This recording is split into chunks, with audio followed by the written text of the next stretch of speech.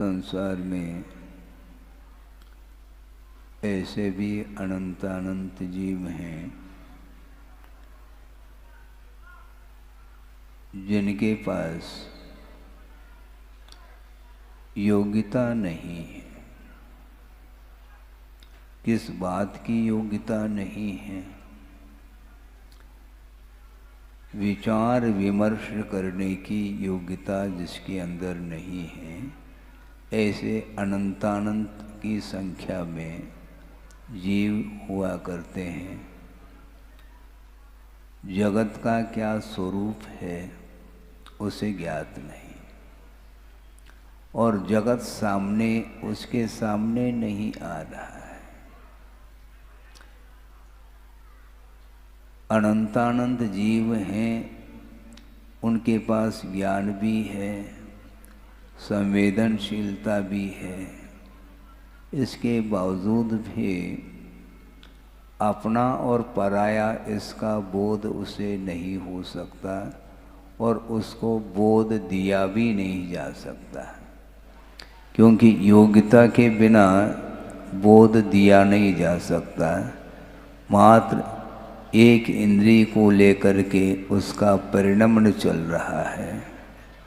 निरंतर आप लोगों को भी ध्यान देना चाहिए और स्वाध्याय के माध्यम से ही अपने मन को केंद्रित किया जा सकता है।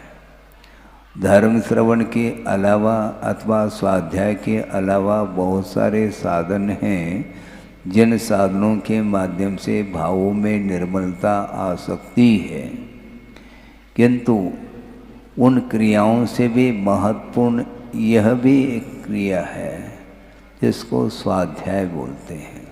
स्वाध्याय करने से आगमकारों ने आगम में भिन्न भिन्न पदार्थों का क्या स्वरूप विश्लेषित किया है, उसको समझने का अवसर प्राप्त होता है। और मात्र समझना ही नहीं, समझ करके अपने जीवन के साथ तुलना करने का भी अवसर प्राप्त होता है कि आखिर हमारी दशा किस रूप में हो रही है। स्वयं के द्वारा ही संसारी प्राणी संसार का निर्माण करता है और अपने ही परिणामों के माध्यम से संसार का विच्छेद भी कर सकता है, ऐसा आगम का उल्लेख है। आप अपने संसार का विच्छेद करना चाहो, क्या संसार को बढ़ाना चाहो?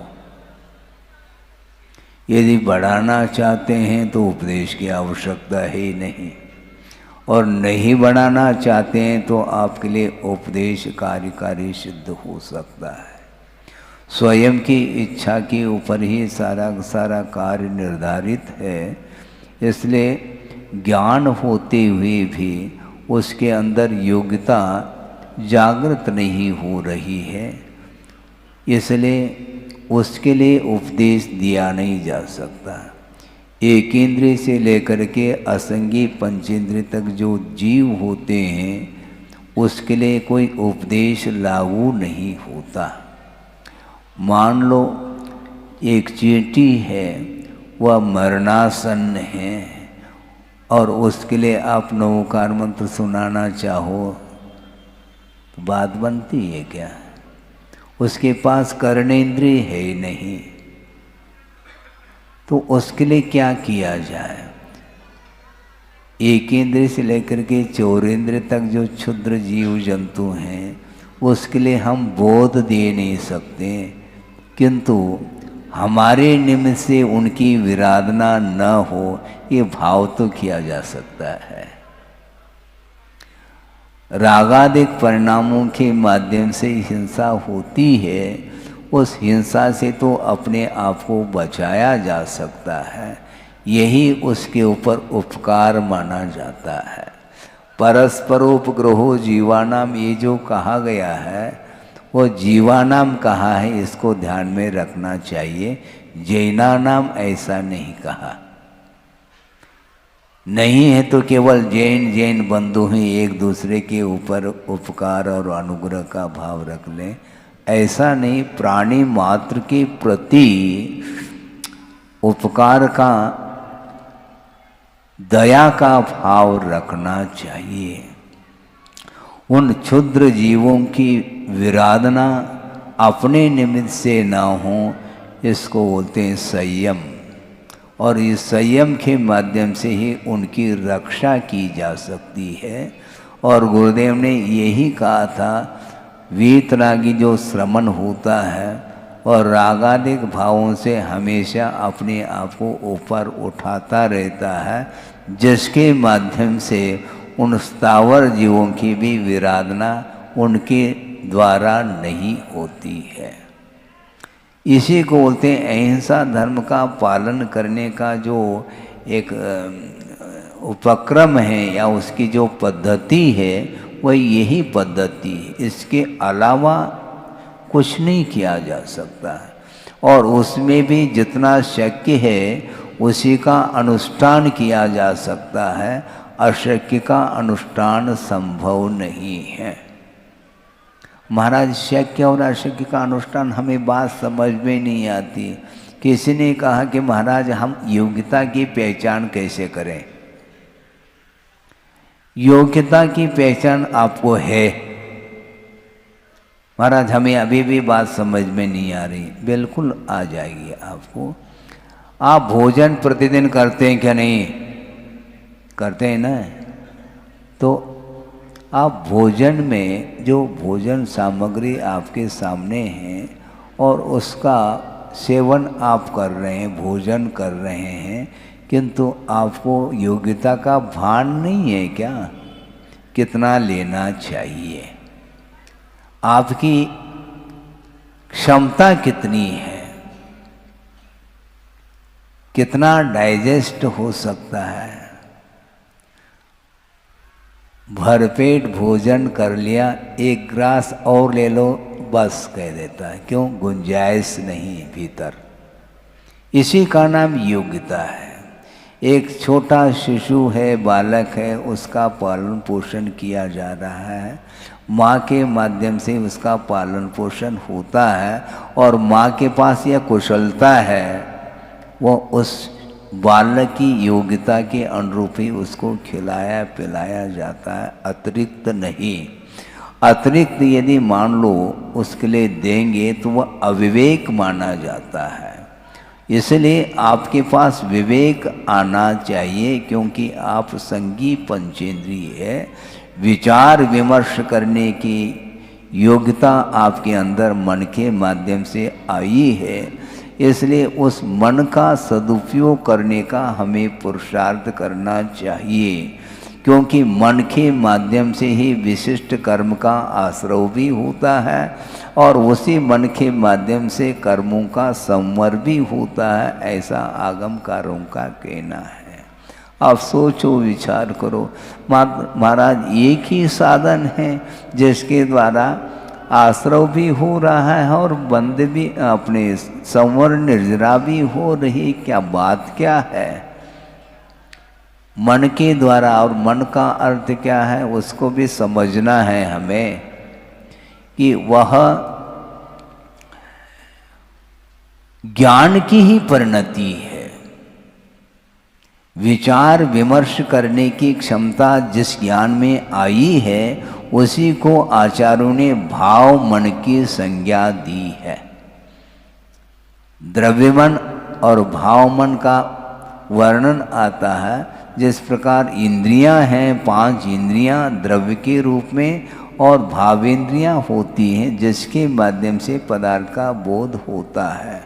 तो ऐसी स्थिति में जो ज्ञानावरणीय कर्म के अथवा मनोजन्य जो ज्ञानावरणीय कर्म हैं, उसके क्षोभम से मनोजन्य ज्ञान प्राप्त होता है और उस ज्ञान के माध्यम से ही आश्रय भी हो रहा है और उसी ज्ञान के माध्यम से निर्जरा और संवर भी हो रहा है।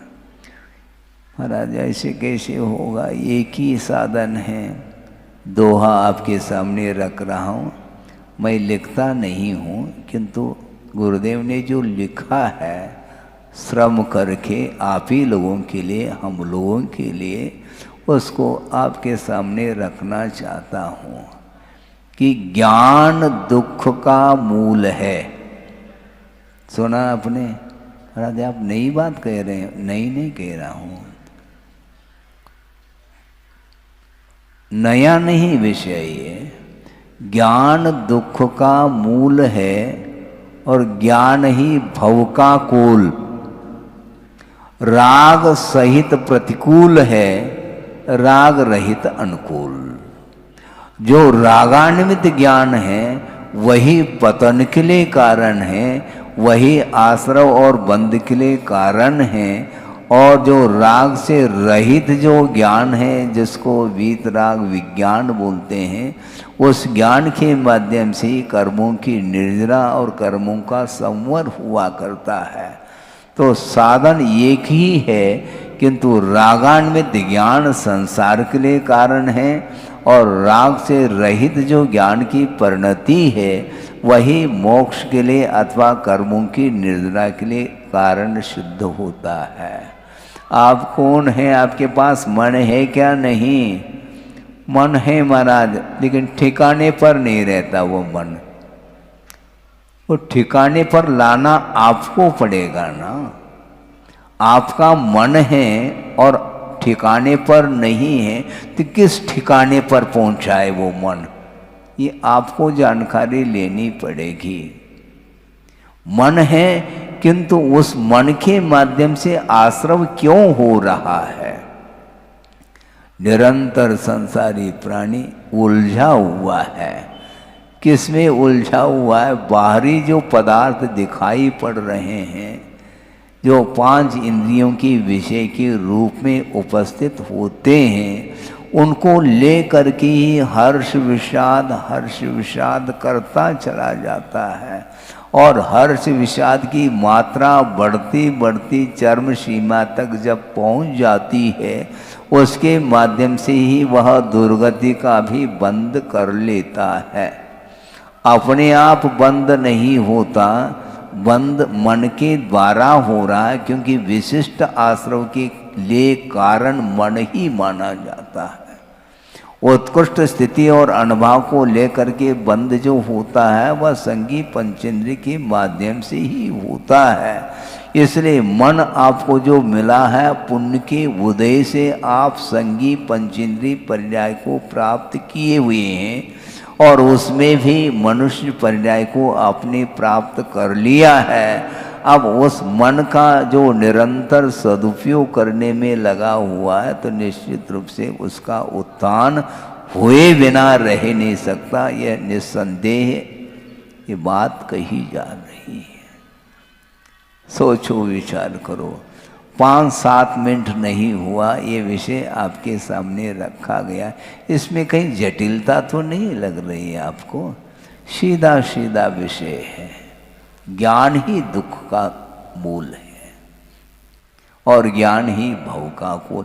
भव समुद्र से पार करने के लिए ज्ञान ही एकमात्र समर्थ सिद्ध होता है, और उस संसार में परिभ्रमण कराने में भी वही ज्ञान समर्थ होता है। किंतु रागान्वित ज्ञान ही परिभ्रमण के लिए कारण है, और राग रहित जो ज्ञान है वही मुक्ति के लिए कारण है, ये कहा हुआ है। इसलिए ज्ञान का सदुपयोग करिएगा। ज्ञान का निरंतर दुरुपयोग हो रहा है, इसलिए उत्थान नहीं हो पा रहा। आपके पास ज्ञान है, ज्ञान कहीं से हमें प्राप्त नहीं करना है। ये प्राप्त करने की बात आती है, ज्ञान भर दो ऐसा बोल देते हैं। कोई घड़ा है क्या जिसमें पानी भरा जाता है, दूध भरा जाता है?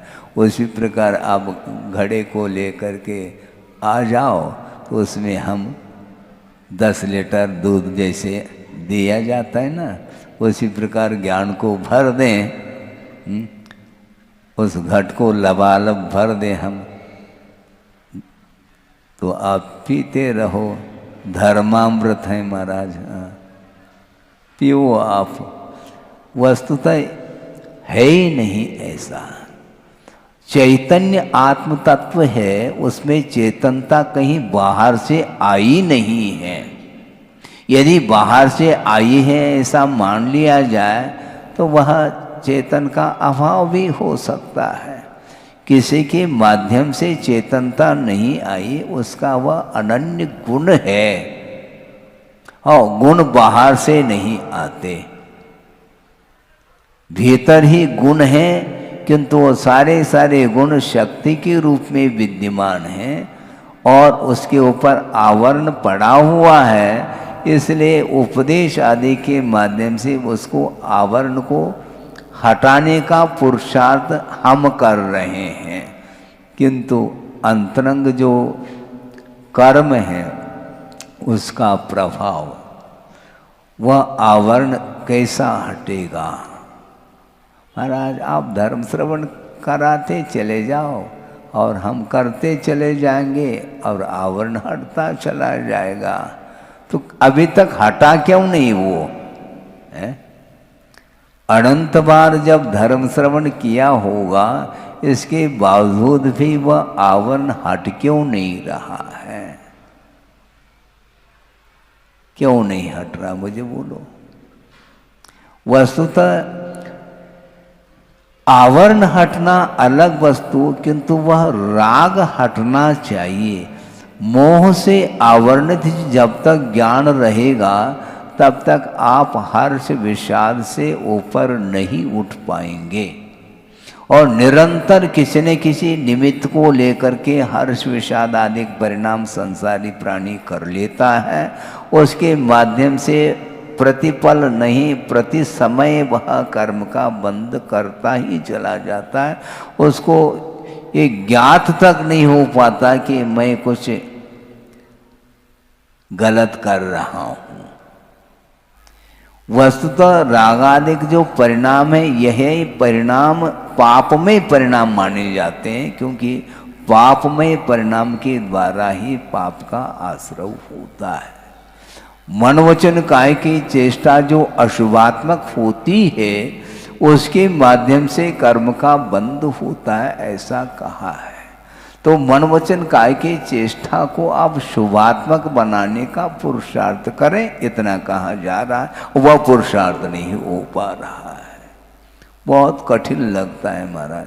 कठिन इसलिए क्योंकि वह आसानी से प्राप्त हो जाए तो फिर वह सुलभ वस्तु मानी जाएगी, किंतु वह दुर्लभ वस्तु है। निरंतर पुरुषार्थ करने के उपरांत भी अनादिकालीन जो संस्कार हैं, मोहजन्य संस्कार है, उसके माध्यम से वह बार बार पुनः उसी ओर चला जाता है। मन को रोकना खेल नहीं है।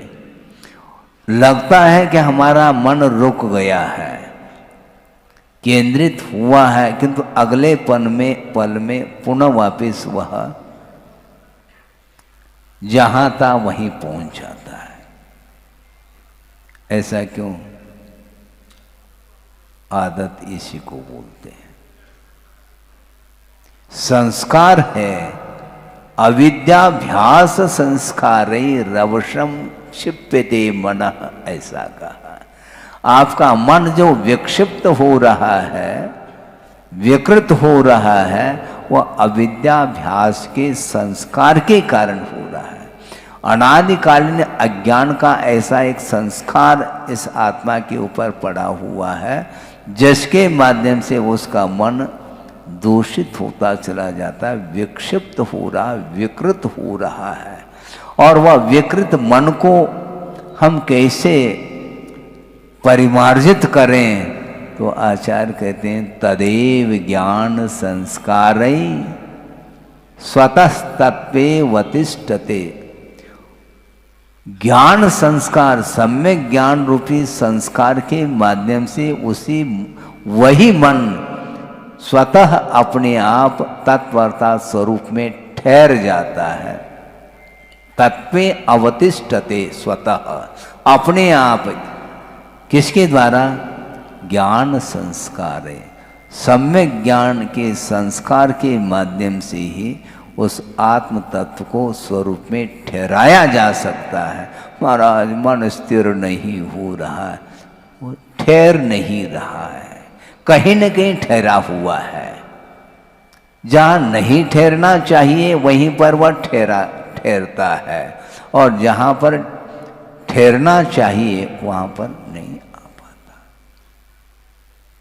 इस संस्कार ज्ञान के द्वारा नहीं कहा आचार्य महाराज ने, पूज्यपाद स्वामी ने, ज्ञान के द्वारा वह आपका मन तत्व में ठहरता नहीं, किंतु ज्ञान के संस्कार के माध्यम से ठहरता, ऐसा कहा है। संस्कार अलग वस्तु, मात्र संयोग होना अलग वस्तु और संस्कार अलग वस्तु। आप दूध तपाना चाहते हैं और जो पात्र है जिसमें दूध रखा गया है उसको सिगड़ी के ऊपर आपने रख लिया और उतार दिया, नहीं, अग्नि का संस्कार होना चाहिए। एक समय में अग्नि का संस्कार नहीं आ सकता, इसलिए दूध नहीं तप सकता। कम से कम 10-15 मिनट तक उसी सिगड़ी पर रखेंगे और नीचे से अग्नि सुलगाई जा रही है, तो उसके माध्यम से कालांतर में उसमें गर्माहट आती है, वह तप जाता है, यहाँ तक कि वह उस दूध में उफान आ जाता है, उबल जाता है वो। किंतु रख करके निकाल दिया, 1 सेकंड भी नहीं रखा और निकाल दिया। दिन भर करते रहो ये आयाम। अग्नि का संस्कार होना चाहिए। उसी प्रकार सम्यक ज्ञान एक क्षण के लिए रहा, पुनः गायब हो गया। संस्कार, क्योंकि अविद्याभ्यास संस्कार है, अज्ञान के जो संस्कार है उसको डिलीट करने के लिए सम्यक ज्ञान के संस्कार की आवश्यकता है। निरंतरता चाहिए, उसके बिना संभव नहीं। प्यास बुझती है आपकी किसके द्वारा? बोलो जल्दी। पानी के द्वारा ना? हाँ ठीक है। हम जैसे वो ड्रिप बोलते हैं ना, बॉटल चढ़ाते हैं तो एक बूंद है वह ग्लूकोज जा रहा है। उसी प्रकार आपके मुख में एक बूंद छोड़ दें तो प्यास बुझेगी क्या? नहीं, धारा चाहिए, उसके बिना नहीं। हाँ, ग्लास के माध्यम से आप जलपान करते हैं, एक बूंद छोड़ेंगे, कभी प्यास बुझने वाली नहीं। उसी प्रकार सम्यक ज्ञान के द्वारा ने सम्यक ज्ञान की धारा चाहिए। ज्ञान धारा और कर्म धारा की भी चर्चा आती है, तो ज्ञान धारा के माध्यम से ही आश्रव को रोका जा सकता है, मन को केंद्रित किया जा सकता है। एक क्षण हुआ नहीं, हमारा मन उचट जाता है। मन आपका अस्थिर है, उसको स्थिर रखना चाहिए। आपको धैर्य नहीं, सब्र जिसको बोलते हैं आप लोग, सब्र रखो अर्थात धैर्य रखो। प्रतीक्षा मत करो। कल भी हमने बात कही थी, प्रतीक्षा ठीक नहीं है, तितिक्षा होनी चाहिए। हाँ? तितिक्षा और प्रतीक्षा में बड़ा अंतर है। सहिष्णुता होनी चाहिए, सहन करने का अभ्यास होना चाहिए। उसके माध्यम से ही कर्मों की निर्जरा होती है। गुरुदेव ने ये कहा था कि मोक्ष मार्ग में बिल्कुल छोटे छोटे प्रतिकूलता को लेकर के आप प्रतिकार करते चले जाएंगे तो कभी भी कर्मों की निर्जरा नहीं हो सकती। जुकाम हुआ नहीं, उसके पहले से उकाली तैयार है। प्रबंध क्या करना चाहो आप हमें बता दो। कोई बड़ी बीमारी होती है, कुछ होता है तो उसके लिए कुछ उपचार आदि किए जा सकते हैं, करना भी चाहिए। हाँ, वही आवृत्ति, उसका निषेध नहीं, किंतु थोड़े वो तो सहन करने का पुरुषार्थ भी तो होना चाहिए। बल्कि जो 22 परिचय हैं उनमें कुछ शारीरिक परिचय होते हैं, कुछ मानसिक भी होते हैं। शारीरिक परिचय सहन करने की क्षमता दीर्घ सहन नहीं होने के कारण क्षमता नहीं आ पा रही, कोई बाधा नहीं है। जैसे गर्मी के दिन में धूप में बैठ नहीं सकते, ठीक है, ठीक है, अंदर आकर के बैठ गए लू से बचने के लिए। अब अंदर भी गर्मी लग रही है तो थोड़ा सा खिड़की खोल दो, इतना होना चाहिए। ज़्यादा ज़्यादा प्राकृतिक हवा आ जाए, ऑक्सीजन की कमी हो रही है, सफोकेशन हो सकता है। लेकिन ये जो फैन का प्रयोग है ये तो नहीं कर सकते श्रमण लोग।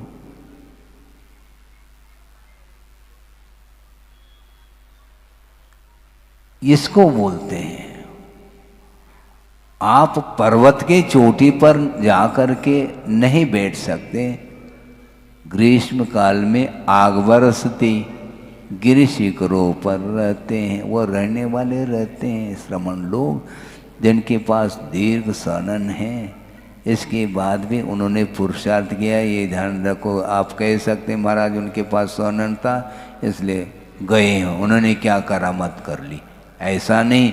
सहनन होने के उपरांत भी शरीर के प्रति जो निरीहता है वह बिना वैराग्य के संभव नहीं है। इसलिए वहाँ पर प्रतिकूल वातावरण में रह करके भी कर्मों की निर्जरा कर रहे हैं। कर्मों की निर्जरा करने के लिए वो परिचय आदि ये संवर के लिए कारण बताया है। जिस प्रकार आश्रव के लिए कारण होते हैं अशुभ परिणाम, उसी प्रकार संवर के लिए भी कारण बताए गए हैं। गुप्ती, समिति, धर्म, अनुप्रेक्षा, परिचय और चारित्र, इनके माध्यम से कर्मों का संवर होता है। कर्मों की निर्जरा के लिए भी यही कारण है। तो संवर के कारणों को न अपना करके जो आश्रव के लिए कारण है उनको अपनाएंगे तो संवर हो कैसा सकेगा, निर्जरा कैसी हो सकेगी? क्योंकि कारण सदृशम कार्यम कहा है। जो आश्रव के लिए कारण है उसके द्वारा आश्रव होगा, और जो संवर के लिए कारण है उनके माध्यम से ही संवर होगा। इसलिए निरंतर हमें पुरुषार्थ करना पड़ेगा। सहन शक्ति बढ़ाइए ऐसा कहते हैं आचार्य। हाँ, इसीलिए मन विक्षिप्त होता है, बहुत जल्दी विक्षिप्त। थोड़ी सी प्रतिकूलता हो गई उसकी पूर्ति, इसी में समय निकल जाता है। तो कैसा काम चलेगा? इसलिए मन के द्वारा संसार का निर्माण और मन के द्वारा ही मोक्ष मार्ग प्रशस्त हो जाता है। इसलिए अपने को निरंतर स्वाध्याय आदि के माध्यम से अपने परिणामों को परिमार्जित करना चाहिए। इसलिए शुरुआत में ही हमने आपके सामने एक दोहा के माध्यम से प्रारंभ किया था कि ज्ञान ही दुख का मूल है, ऐसा कहा। वो कौन सा ज्ञान? राग सहित ज्ञान। रागान्वित जो ज्ञान है उसके माध्यम से कर्म का आश्रव होता है। तो राग कम करो, उपदेश ये दिया जाएगा। महाराज आप प्रतिदिन वही दे रहे हैं, तो आप भी तो प्रतिदिन वही भोजन कर रहे हैं, उसमें ऊब नहीं रहे हैं आप, हैं? और इसमें वही बता रहे हैं आप, तो वही तो बताऊंगा मैं। क्योंकि अनुप्रेक्षा का अर्थ क्या है? पुनर्चिंतनम। जो चिंतन किया था उसी को बार बार चिंतन में लाओ तो संस्कार बनेंगे, हैं? ज्ञान नहीं, ज्ञान के संस्कार के माध्यम से आपका मन तत्व अर्थात स्वरूप में ठहर सकता है। इसके अलावा कोई भी उपाय नहीं, बार बार रिपीट करना पड़ेगा। अनित्य भावना की कल भी 12 भावना हमने भाई थी महाराज, हैं? और आज क्या भावना चाहो? 12 भावना भा रहे हैं किंतु भोजन में कुछ विपरीतता हो गई तो भावुक नहीं फिर हैं। आपने जो भावना भाई है ना, उस समय वह भावना काम में आनी चाहिए समय पर, नहीं है तो फिर नहीं। जब ये सारा विषय, ये पदार्थ अनित्य हैं, निरंतर अनित्य भावना का जो चिंतन करेगा तो उसकी दृष्टि शरीर को लेकर के अब उसके प्रति राग उत्पन्न नहीं होगा। निरीहता बढ़ाना चाहो, निर्ममत्व भाव को बढ़ाना चाहो तो अनित्य भावना का चिंतन आपको निरंतर करना पड़ेगा। जब सारा ये पदार्थ पर्याय की विवक्षा में जब नित्य नहीं है, जब शाश्वत नहीं है, तो इसकी रक्षा की हम बार बार बात क्यों करें। रक्षा करने से ये सुरक्षित नहीं रह सकता, क्योंकि इसका ये स्वरूप है, वो रुकेगा नहीं। पदार्थ हमेशा एक सा नहीं रह सकता। कितना भी पुरुषार्थ करो वह परिणमनशील है, वह एक दिन विनाश को प्राप्त होगा। मरण से आपको बचा नहीं पाएंगे, कोई भगवान भी नहीं बचा सकते। अनंत शक्ति के धारक भगवान हैं, किंतु मरण से आपको बचा नहीं पाएंगे। तो महाराज फिर ये औषध दान का प्रावधान क्यों है आगम में। जब मरना निश्चित है अपनी अपनी बार, मरना सबको एक दिन अपनी अपनी बार जब कहा जा रहा है, फिर दान का प्रावधान क्यों। मरण से नहीं बचाया जा रहा है, किंतु अकाल मरण से बचाने का प्रावधान है। भिन्न भिन्न निमित्तों के माध्यम से कर्मों की उदीर्णा होकर के अकाल मौत मरता है, इसलिए उससे बचाने के लिए भाग्योदय की आवश्यकता है, पूर्णायु की आवश्यकता है। पूर्णायु के लिए गुरुदेव ने आशीर्वाद क्यों दिया। अकाल मरण से बचाने के लिए कहा, क्योंकि इसी को बोलते दान। अभय दान भी है, औषध दान भी है, ज्ञान दान भी है, आहार दान भी है, सब दान है। हाँ, एक ही के ऊपर जोर ना दो। आहार दान, आहार दान, आहार दान के द्वारा ही पुण्यार्जन नहीं होता है, किंतु औषध दान के माध्यम से भी पुण्य का अर्जन होता है। बल्कि अभय दान के माध्यम से सबसे ज्यादा पुण्य का अर्जन होगा। हाँ, औषध का प्रयोग करना चाहिए, निषेध नहीं, किंतु उसके लिए औषध तो देंगे, उसको ये कहना चाहिए तुम्हें कुछ नहीं हुआ, शांति रखो, मैं हूं ना। ये भजन क्यों बोलते हो तुम लोग। मैं हूं ना इस प्रकार कहने से उसको तसल्ली मिलती है, इसी को अभयदान बोलते हैं। ये आवश्यक है, नहीं तो वह डिप्रेशन में आ जाएगा। औषध का प्रयोग करते हुए भी उसकी जो साइकोलॉजी है उसको उससे दूर करना चाहिए। तुम्हें कुछ हुआ नहीं, ध्यान रखो, ये थोड़ा सा है, ये कुछ नहीं है, ये काली मिर्च से ठीक हो जाएगा। क्योंकि उसकी एक मानसिकता बनी है कि भयानक रोग हुआ भी है, तो उसके सामने उसको उजागर नहीं करना चाहिए। तुम्हें कुछ नहीं हुआ, 2-4-6 दिन में तुम ठीक हो जाओगे। उसके माध्यम से भी वह आधा रोग ठीक हो जाता है। हाँ, ये मानसिक रोग माना जाता है, और मानसिक रोग को दूर करने के लिए और कोई भी औषधि नहीं, एक उपयोग को डाइवर्शन देना पड़ता है, उसको देने का पुरुषार्थ करो। इसको अभयदान बोला है।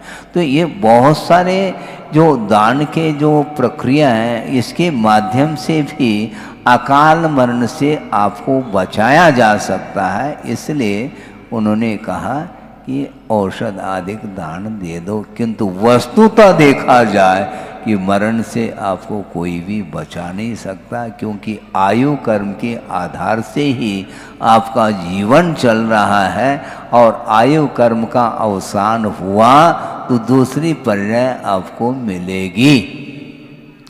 स्वर्ग जाने के लिए मरे बिना स्वर्ग नहीं मिल सकता है? ऐसे आप लोगों के द्वारा ही सुना है। तो मरना तो पड़ेगा ना, क्योंकि पर्याय परिवर्तित नहीं होगी तो उत्तर पर्याय की उत्पत्ति कैसे हो सकती है? पूर्व पर्याय का विनाश और उत्तर पर्याय की उत्पत्ति, इसी को उत्पाद व्यय बोलते हैं। नया शरीर मिलेगा आपको, ये पुराना हो गया, जर्जर हो गया, नया शरीर मिलेगा, ये ध्यान रखो। इस प्रकार नया पुराना अनंत बार शरीर को धारण कर लिया, इसके बाद भी वह जन्म और मरण से ऊपर नहीं उठ पा रहा है। इसलिए अपने परिणामों को बिल्कुल जन्म और मरण से ऊपर उठना है, खेल नहीं है। मन को संयत बनाइए आप, बहुत कठिन काम है। संसारी प्राणी तप भी करता है, उसके बावजूद भी संसार का विच्छेद नहीं कर पाता है। अपत्य वित्तो तरलोक तृष्णया तपस्विन केचन कर्म कुर्वते भवान पुनर्जन्म जरा जिहासया त्रयीम प्रवृत्तिम शमधीरवारुणत। इस प्रकार आचार्य समंतभद्र स्वामी ने स्वयंभू स्तोत्र में शीतलनाथ भगवान की स्तुति करते हुए कहा कि कुछ ऐसे भी तपस्वी होते हैं इस संसार में, वो तप कर रहे होते हैं, किंतु किसके लिए? आ गया देखो, किमर्थम। तप करना अपनी जगह है, किंतु वह किस लिए किया जा रहा है, यह महत्वपूर्ण है। अपत्य अर्थात पुत्र की उत्पत्ति के लिए, पुत्र की प्राप्ति के लिए, वित्त की प्राप्ति के लिए, और उत्तर लोक तृष्णया, अगले भव में भी मुझे ये संपदा अधिक मिल जाए, इस उद्देश्य को लेकर के केचन कर्म कुर्वते तपस्विना अपत्य वित्तो तरलोक तृष्णया। यही है, तप करता है, इसका क्या फल मिलेगा महाराज?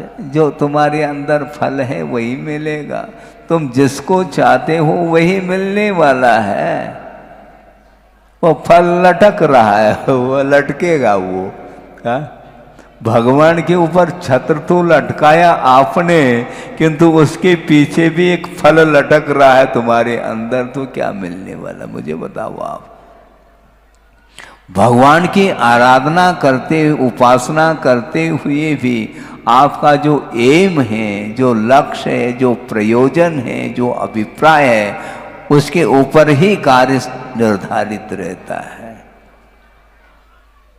पुत्र की प्राप्ति, वित्त के लिए, और अगले भव में भी इस प्रकार का वैभव आदि मुझे मिले, इस उद्देश्य को लेकर के तपस्विना केचन कर्म कुर्वते, अर्थात कुछ क्रियाओं को वह कर लेता है। तो भगवान आपने कैसा क्या किया?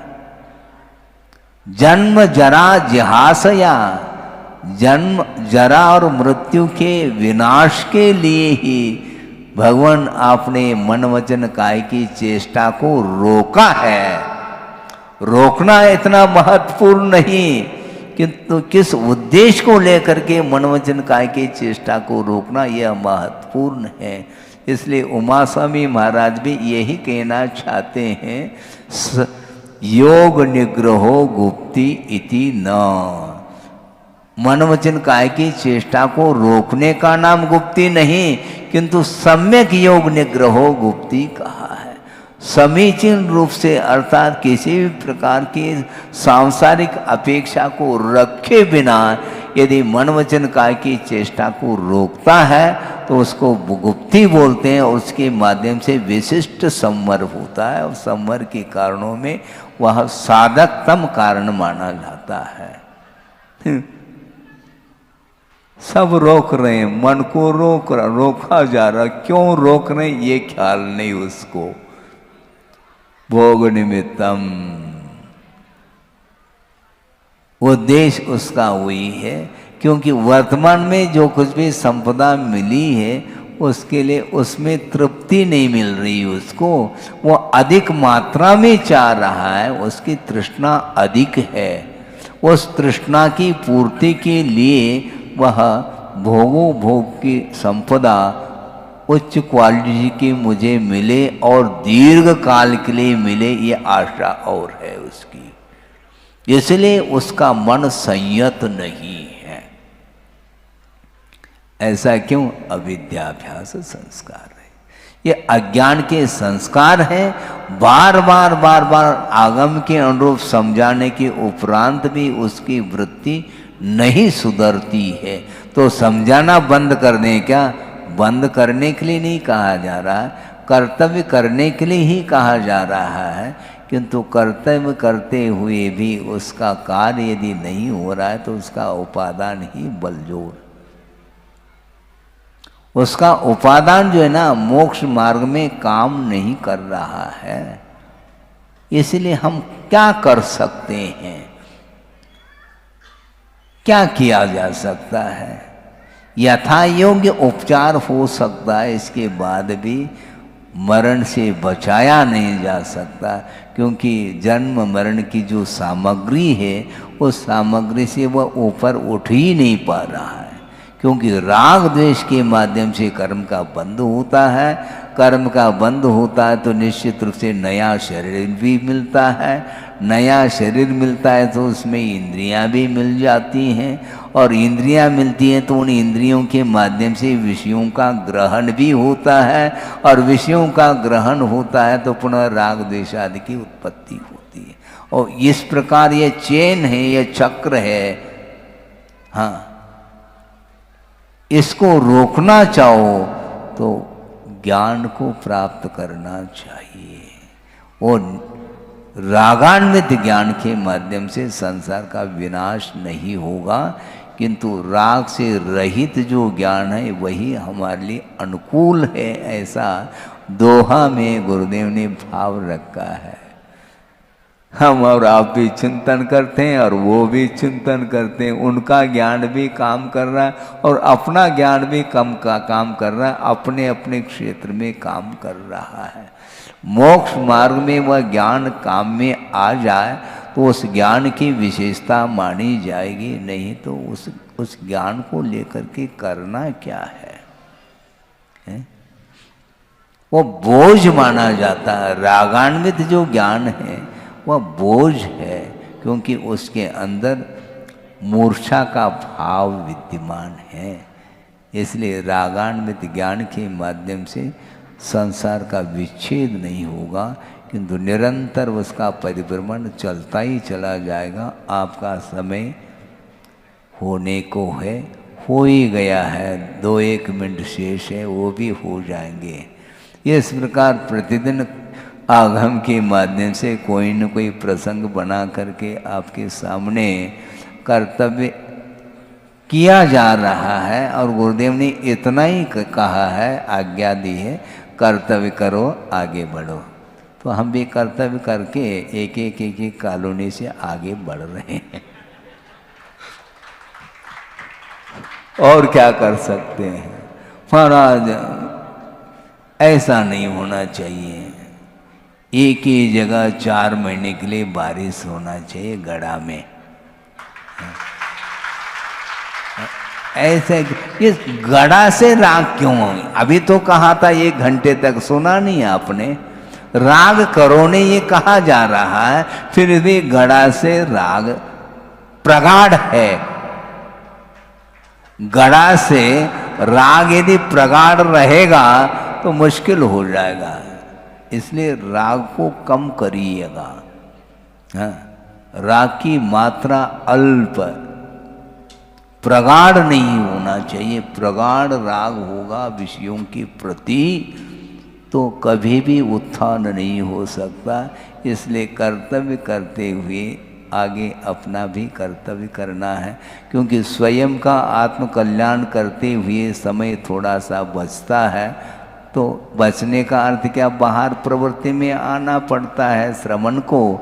उस समय कोई भी मुमुक्षु भव्य जीव आता है तो उसके कल्याण की बात भी सामने रखते हैं, और उसके माध्यम से भी वह परस्परोपग्रह जीवानामी जो कहा है, इसको सार्थक करना है। अपने को दूसरे के प्रति अपकार का भाव नहीं आना चाहिए। दूसरे के भले के बारे में चिंतन करेंगे, दूसरे के हित के बारे में चिंतन करेंगे, परोपकार के भाव को लेकर के कुछ प्रवृत्ति करते हैं, उसके माध्यम से भी दूसरे का कल्याण हो सकता है और अपना तो कल्याण हो ही रहा है। इसलिए सभी जीवों का कल्याण हो, सब जीव सुखी रहे, इस पवित्र भावना के साथ इस विषय को पूर्ण किया जाता है। अहिंसा परमो धर्म की जय। बोधि समाधि परिणाम शुद्धि स्वात्मोपलब्धि शिव शोक सिद्धि चिंतामणिम चिंतित वस्तुदाने त्वां वंदमानस्य ममास्तु। परम पूजाचार्य गुरुवर श्री विद्यासागर जी महाराज की जय।